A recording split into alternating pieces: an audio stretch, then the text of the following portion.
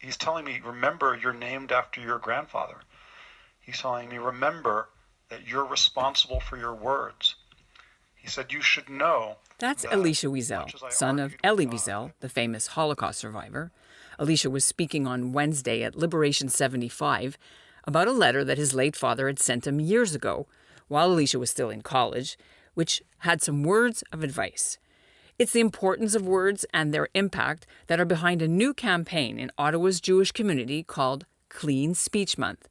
Welcome to the CJN Daily, sponsored by Metropia. I'm Ellen Bessner, and this is what Jewish Canada sounds like for Thursday, May 6, 2021.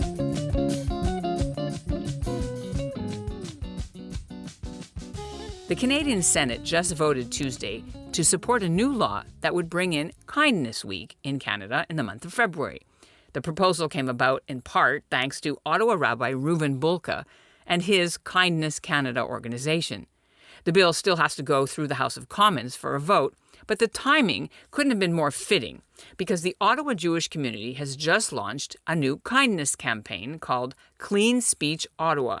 It's the first of its kind in Canada, and coming up, we'll hear why they hope 30 days of better speech can build a positive, more respectful, and peaceful world.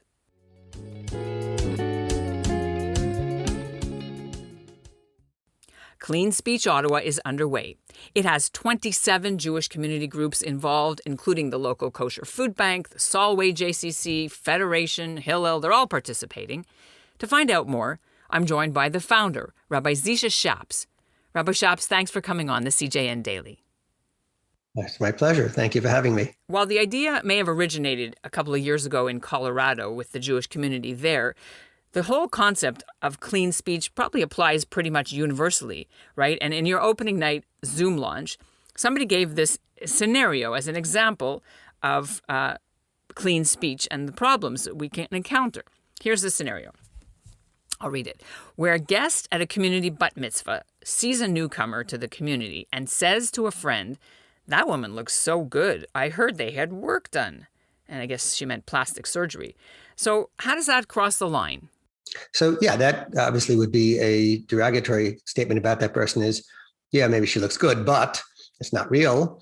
She had to go and do that thing. So you're putting the person down, and instead of praising a person, you're saying something negative. So in Clean Speech Ottawa, what's allowed and what's not? First of all, I think the first rule is be nice.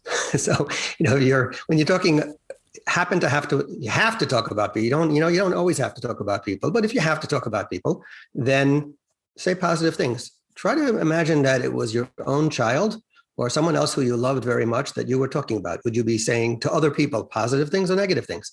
And really, that's number one. The second thing is to be really very aware of the words that you use, because every word that we say have different connotations, and the choice between one word or another is actually going to be the difference whether or not it comes out positive or negative. You can say the same idea in two different ways, and it'll have two totally different meanings to the person who's listening. How does the campaign involve both kindness and mindfulness? So by definition, if you are more careful with what you say about other people and you try to only say things that are positive and not negative, then you're going to be kinder to other people. It goes hand in hand.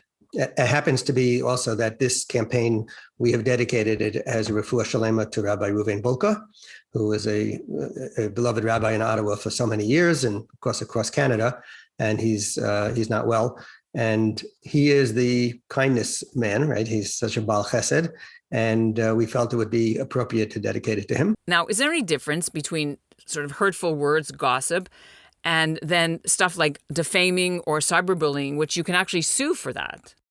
So, yeah, well, there's a difference, but they're both problematic. So in halacha, I wouldn't say there's going to be a difference because lashon hara, as we know it in Jewish law, is even if it's true, right? So it doesn't have to be slander to be illegal. It could be a true statement, but just because someone did something doesn't mean everyone else has to know about it. And only under certain conditions would you be allowed to tell something negative about somebody else. It has to have a specific purpose that's going to be a real benefit for the person involved, because otherwise, why should you be saying anything that bad about anybody else? Rabbi, in the world right now we live in, there's so much polarization and online hatred and racism and bullying. How can your campaign apply when we hear somebody doing something offensive or clearly racist? Don't we have a duty to call them out on it? Unfortunately, people think that once they're online, they can do whatever they want and they can get away with it. And that makes it much harder, but it also makes the responsibility greater. We're not going to change some of these people. It's true. But if first we change ourselves, that's going to have an impact on the person who we interact with on a daily basis. And that person will become a little bit more aware. And slowly but surely, there'll be a greater awareness on many, many people. Many Holocaust survivors say that it starts with words. So how does your campaign propose to tackle anti-Semitism? Like they say, it starts with words. When someone can say something derogatory about another person or another group, and other people hear it, the automatic thing is to say, oh, yeah, whatever you said is true. Why shouldn't it be? And if it's a negative about an entire people or a group, then it becomes, as the more it spreads, people believe it. That's the way we are, unfortunately. We believe what we hear very easily. And so you have to stop it right in the beginning. And it's the challenge of a society where we have free speech. Okay, just finally, I need to say that there's something I'm going to have a really hard time with personally, because apparently you cannot do eye rolling. I'm going to have a very difficult time following that. So give us some advice. Oh, yeah, you have to be careful. Every facial expression, not just eye rolling, it could be your hands, right? You can, like that, right? All of that stuff. It's like you're saying something. We speak with our hands, right? We'll have to leave it there, Rabbi. Thanks so much.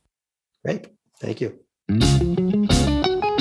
That was Rabbi Zisha Shaps in Ottawa. He's with the Jewish Education Through Torah, or JET organization, and the founder of Clean Speech Ottawa.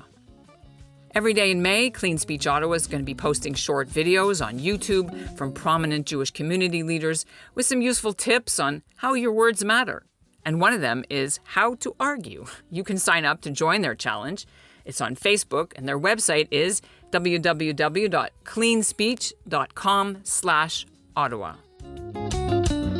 And that is what Jewish Canada sounds like for this episode of the CJN Daily, brought to you by Metropia.